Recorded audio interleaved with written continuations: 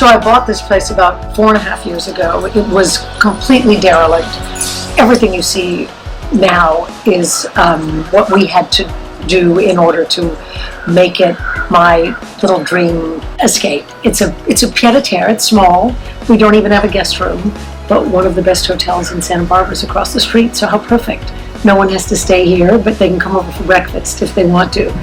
We decided to have a place up here. It's been a dream of mine for many years, and when I found this place, I saw it on a Wednesday, I bought it on a Thursday. I knew that in spite of the work that needed to be done, it was going to be the perfect little escape for me and Steve and Mr. Peabody and Beatrice. So when I bought this place, someone had lived here for over 40 years, and all the walls were knotty pine paneling. And I remember thinking, what am I going to do with all this pine? It was so oppressive. And my mother said, well, darling, of course you're going to paint it all. And because it was my mother, I said, absolutely not. Because you always do the antithesis of what your mom says. Of course, that's what all daughters do. It wasn't long before that I realized, of course, I had to paint everything. The only thing I didn't paint was this ceiling, which is original to the house. There was so much water damage, however, that I actually had to have one of my decorative artists come in and faux the ceiling to look as though it was the original wood. Well, most of it is, but there were huge swaths of it that had been so badly damaged that she had to paint over it to make it look original. I'm all of a sudden overcome by that you can see the mountains perfectly through this window.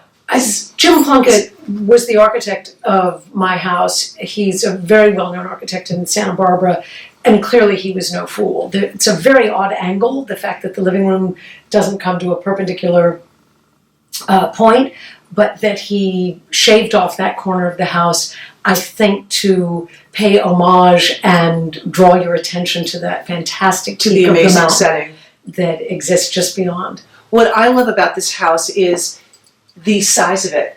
The fact that it is like a jewel box. It is small, but everywhere you look, there's a vignette that calls me over to it and makes me want to just snuggle down and appreciate and be inspired by everything, all your collections.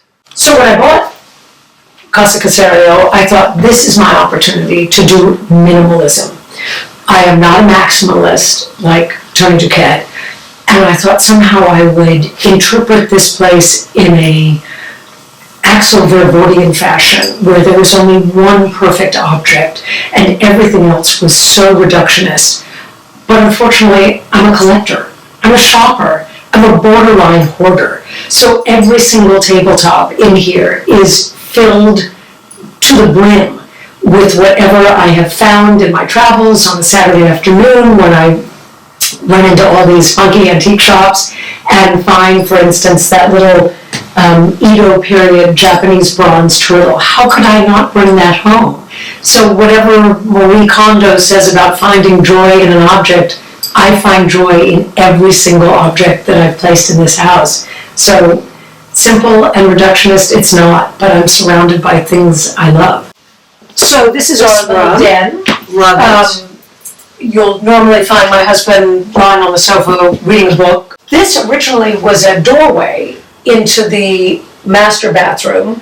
Master bathroom, as though there are many rooms. It was really just the one bedroom. The one choice we had. Yeah, but it was so odd to me that you had to walk through a bathroom in order to get to the bedroom. Right, yeah. And in spite of the fact that I've been married over 30 years, that still was not kind good. Of creepy. Yes. So we boarded that up and we opened up this room, which was a dead end, to make an entrance into the master bedroom. And then you gave yourself this wonderful opportunity for the bookshelves. And this is we're both readers, and my husband's a writer, and this is only a fraction of the books that we have, in fact.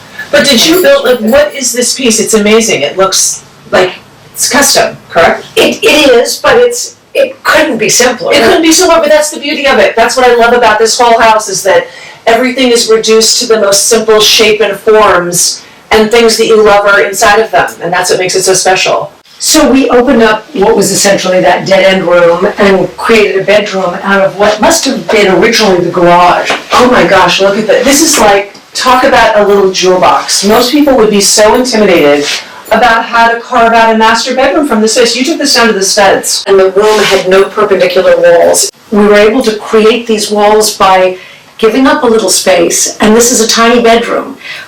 But I think in the end, the fact that we were able to create these closets to gain balance, you gave even more space.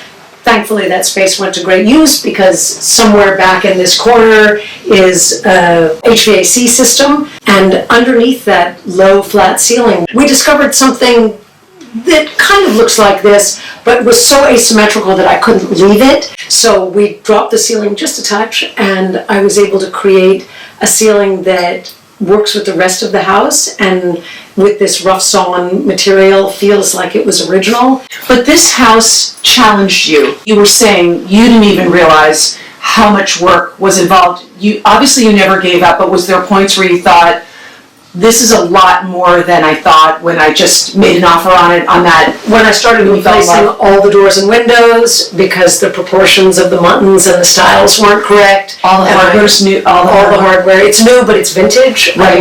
I wanted hardware that would have been appropriate to the 1920s or 30s, so I collected vintage hardware, and I had custom doors and windows made. You can't even tell all the work that you did. All the casing, but do it in a way that was authentic and felt as though nothing had been touched, because that was what was important to me.